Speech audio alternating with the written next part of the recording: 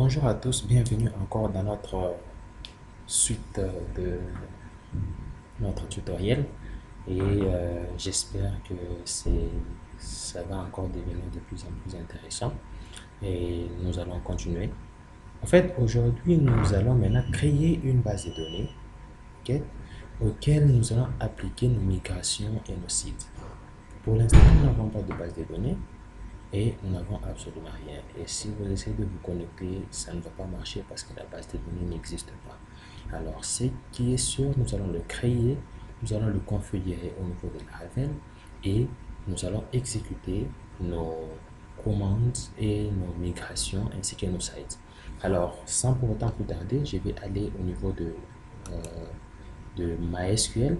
Donc, j'espère que moi j'utilise le MySQL client, donc en ligne de commande. Je vais me connecter, je me suis déjà connecté en tapant le mot de passe qui était là. Et quand je fais par exemple show data basis, ok, point virgule, quand je fais ça, il y a mes tables qui sont là. Alors moi je ne vais pas utiliser ces tables là, je vais devoir utiliser et pas des tables mais des bases de données qui sont là. Je vais devoir utiliser une autre base de données. Alors pour ce faire, je vais devoir create database, ok. Je vais donner le nom de ma base de données, ça sera par exemple tuto create, ok, d'accord, tuto create, et je mets un point de données. Oups, il vient de le créer. Quand vous faites show databases, allez, vous voyez, il y a un tuto create, il y a un tuto create, ok. Pour l'instant, je vais utiliser use. Je vais dire que je vais use tuto excusez-moi, tuto create, ok. Quand je fais use tuto create, ça signifie que je change de base de données. Je suis en train maintenant d'utiliser la base de données tuto create. Et si je fais base de show table, vous voyez, tables, ok, il n'y a pas de table, ok. Voilà, notre base de données créée. Nous allons maintenant le configurer en Laravel. Alors, pour le configurer en Laravel, qu'est-ce que nous avons besoin? Nous allons au niveau de notre fichier 1. Ok? C'est au niveau de ce fichier que nous allons le configurer. Premièrement, je vais vous montrer, il y a dans le dossier app, ok? Dans le fichier de configuration, nous avons dans config, dans app, ok.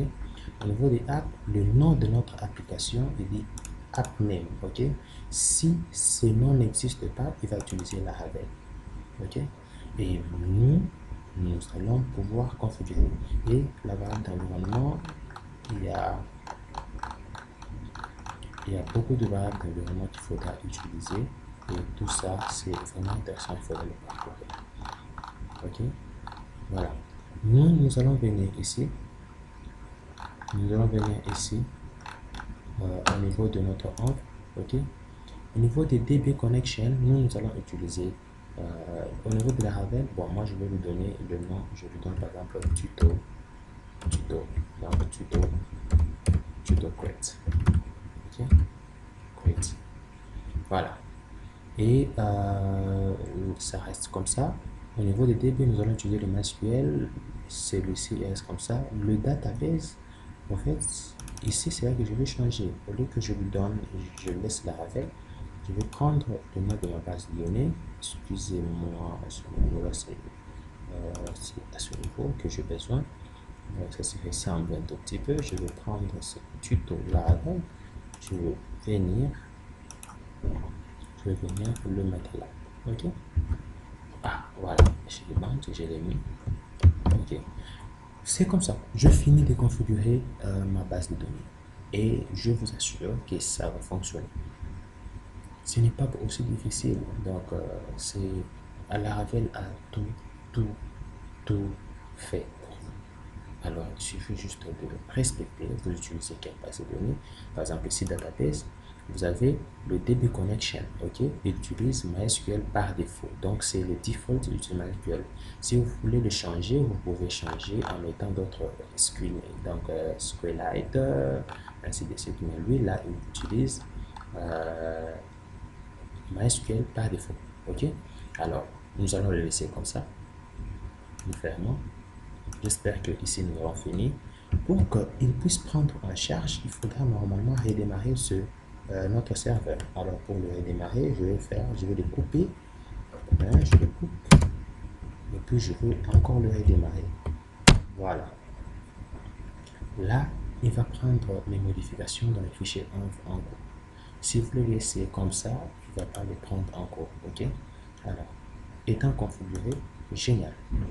Maintenant, moi, de mon côté, j'ai besoin de exécuter mes migrations dans ma base de données. Nous allons maintenant savoir et comprendre tous si notre base de données et notre dossier et notre projet Arabic communiquent. Alors pour ça, je vais faire PHP artisan.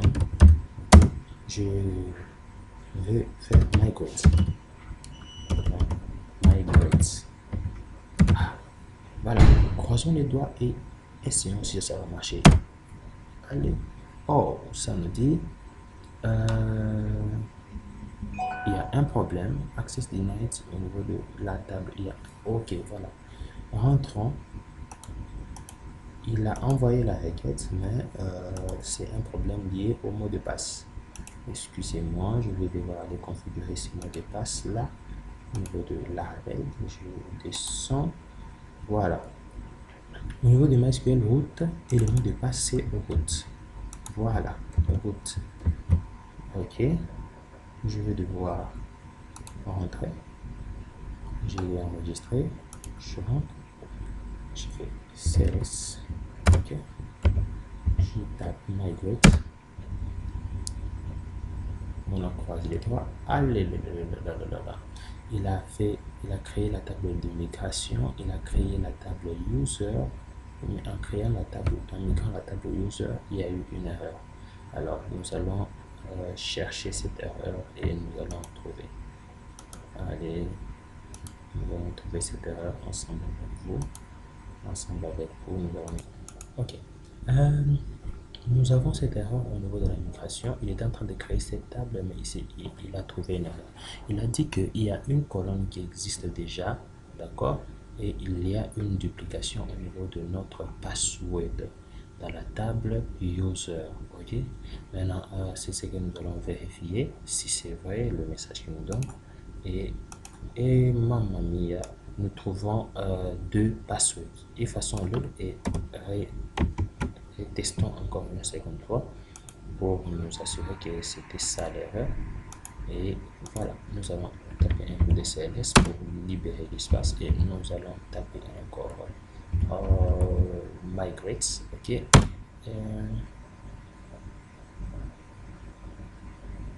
Mamma mia, il est en train de nous créer la table et espérons que tout va bien. Allez, mamma mia, ça fonctionne correctement et ça a bien marché. Notre migration s'est bien passée.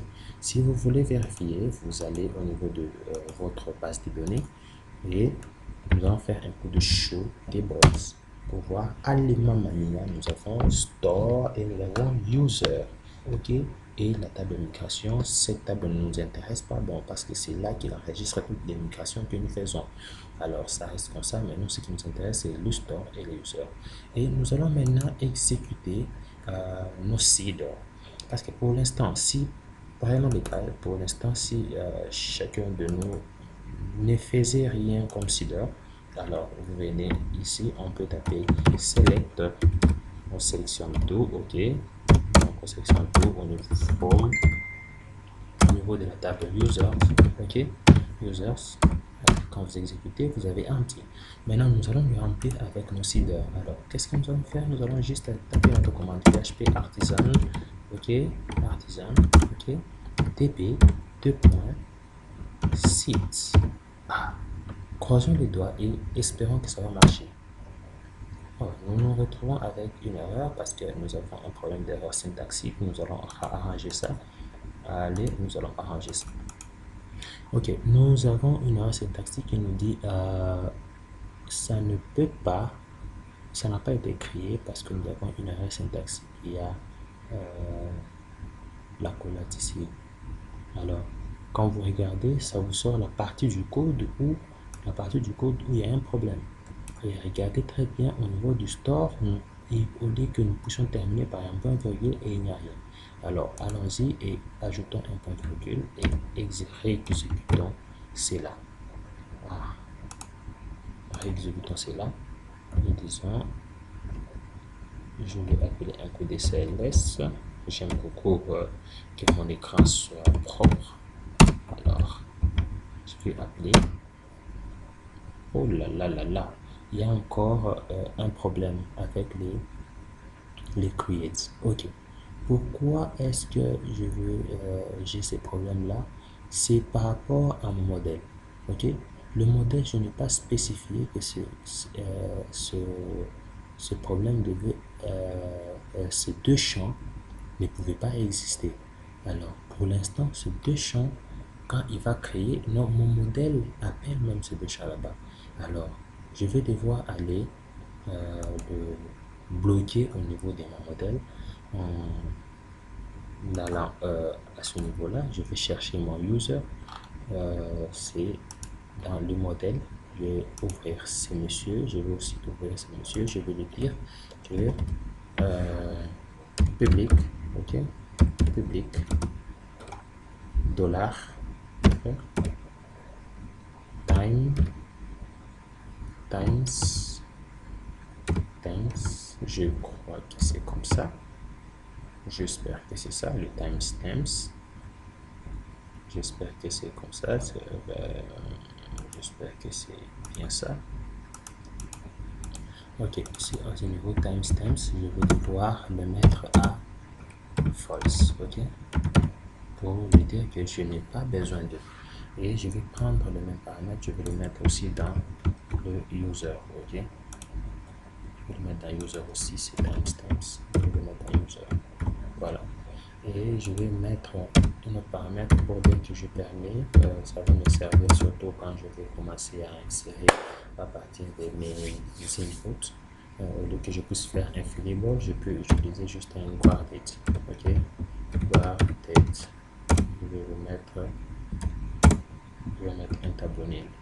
Ok, je vais prendre encore ce paramètre et il va beaucoup me servir.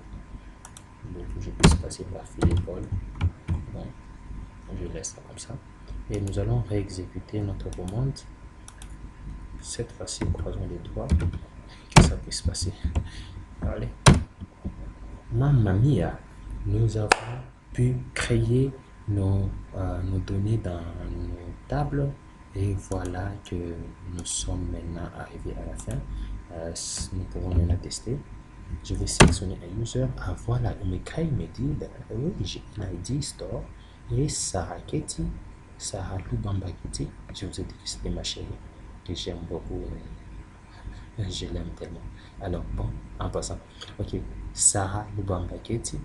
Et vous avez, au niveau de son username, vous avez le SKT, le password et son adresse mail. Vous pouvez vous amuser à faire ça autant de fois que vous voulez et je vous assure que ça va marcher. J'ai voulu vous montrer d'autres erreurs, certaines erreurs. C'est pour vous permettre à chaque fois que vous rencontrez ça, vous pouvez facilement le dénicher.